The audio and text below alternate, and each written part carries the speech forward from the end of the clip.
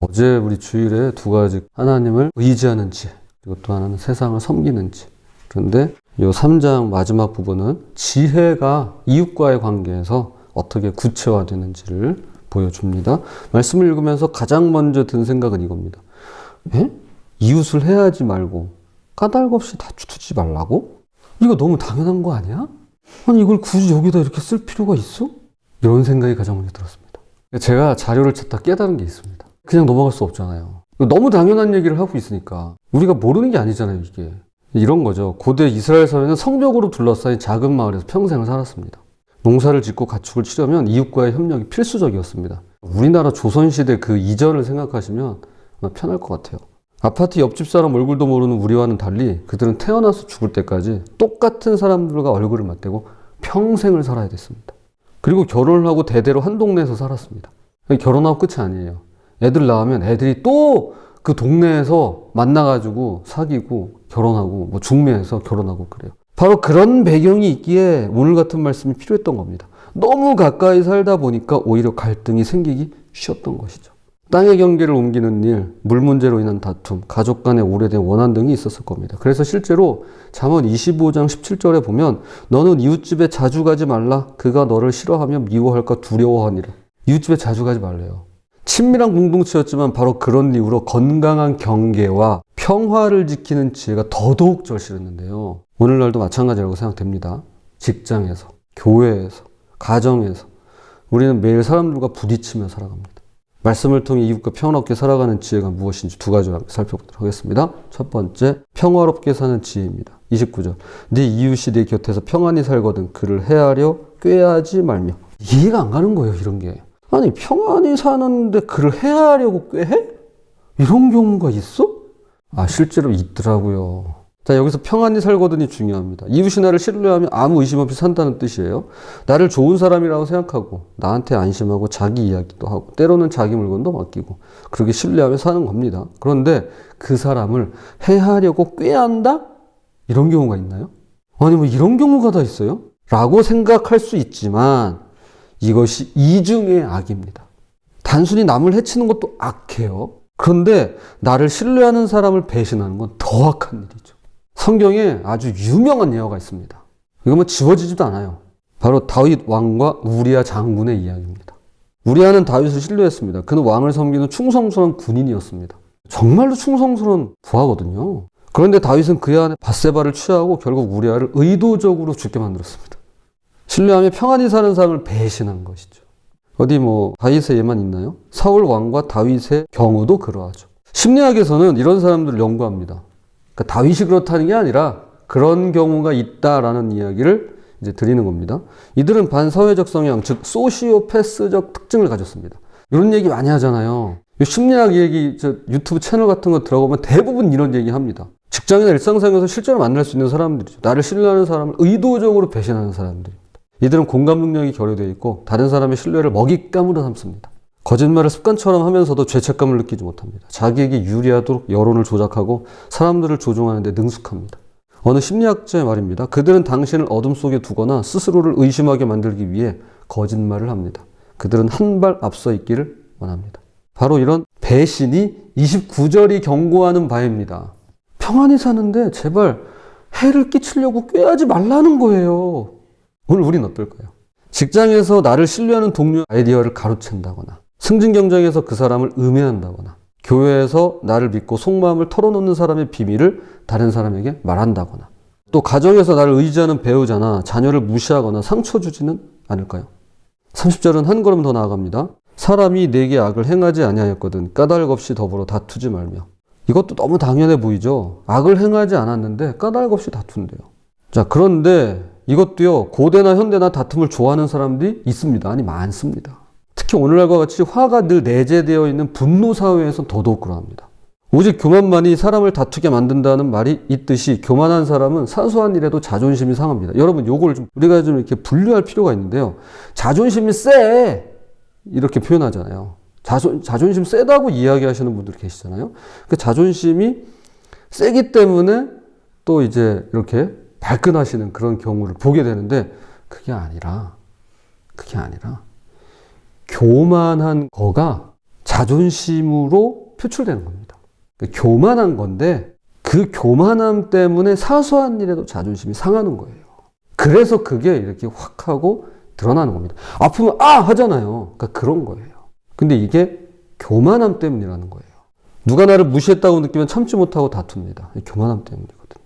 누가 내 의견에 반대하면 그걸 개인적인 공격으로 받아들입니다. 교만함 때문입니다. 그러니까 제가 자꾸 이렇게 교만이라고 교만으로 다 이걸 싸잡아서 표현해서 죄송합니다. 목사님 어떻게 이렇게 잘하세요?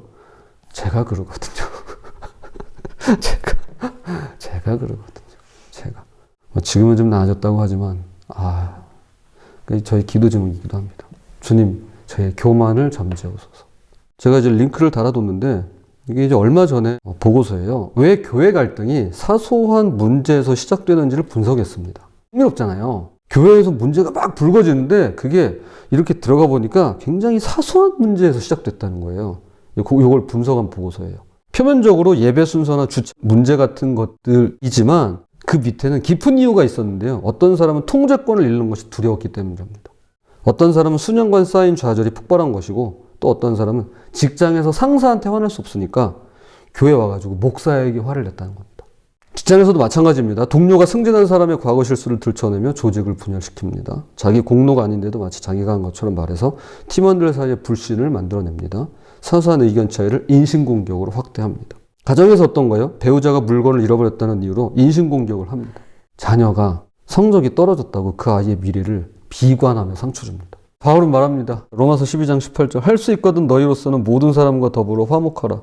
할 수 있거든 평화는 결코 쉽지 않습니다. 때로는 내가 참아야 하고 내가 양보해야 되고 내가 자존심을 내려놓아야만 합니다. 그것이 바로 지혜입니다.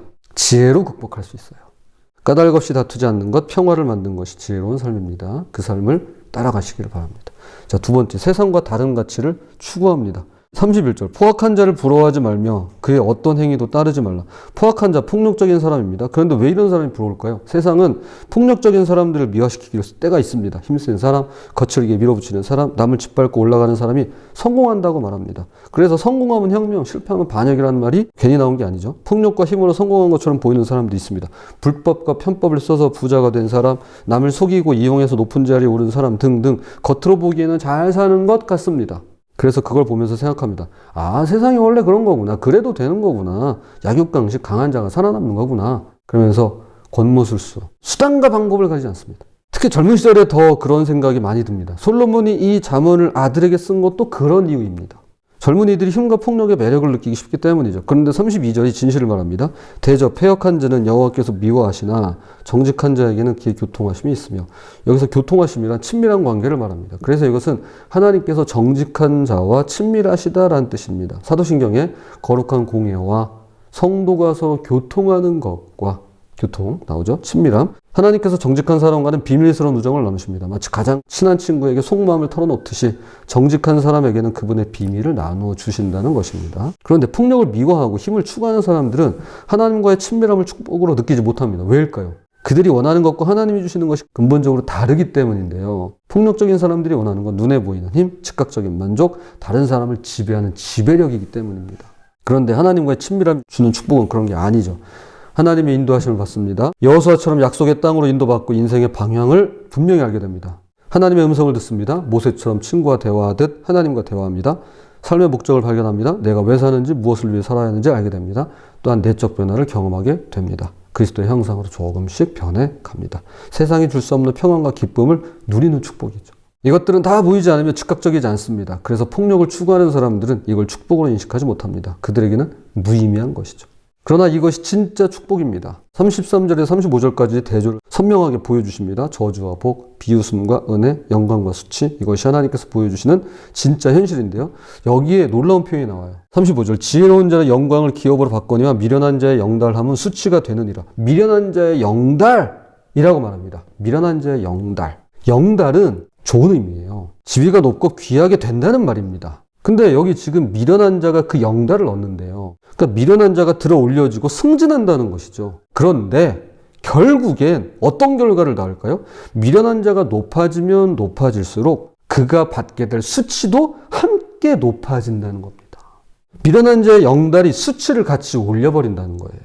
그러니까 영광을 얻으려다가 수치를 얻는 것이죠. 지금은 성공한 것처럼 보여도 왜냐하면 이 미련한 자가 영달을 얻었으니까. 그런데 결국에는 그들이 거둘 것은 수치뿐이라는 겁니다. 이런 거죠. 높이 올라갈수록 더 크게 떨어질 거예요. 더 크게 다칠 거라고요. 그들이 거둘 것이 수치입니다. 반면에 지혜로운 자는 영광을 유업으로 얻습니다. 하나님께서 주시는 진짜 영광, 영원한 영광을 받는 것입니다. 미련한 자의 영달을 부러워하는 대신에 하나님과의 교통, 그분과의 친밀함을 구하는 우리가 되었으면 좋겠습니다. 이제 말씀의 결론을 맺겠습니다. 지혜로운 삶은 이웃과 평화롭게 사는 삶입니다. 신뢰하는 사람을 배신하지 않고 까닭 없이 다투지 않습니다.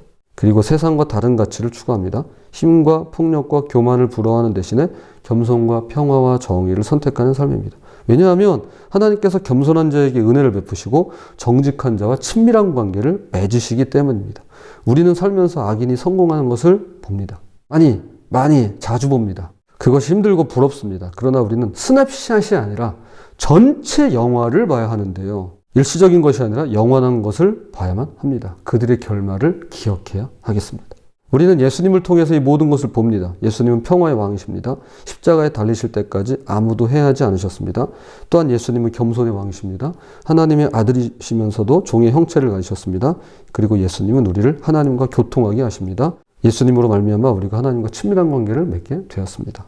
부디 이웃과 평화롭게 살아가며 세상이 추구하는 것이 아니라 하나님과의 친밀한 관계 안에서 참된 축복을 누리는 저와 여러분 되시기를 주님의 이름으로 부탁을 드립니다.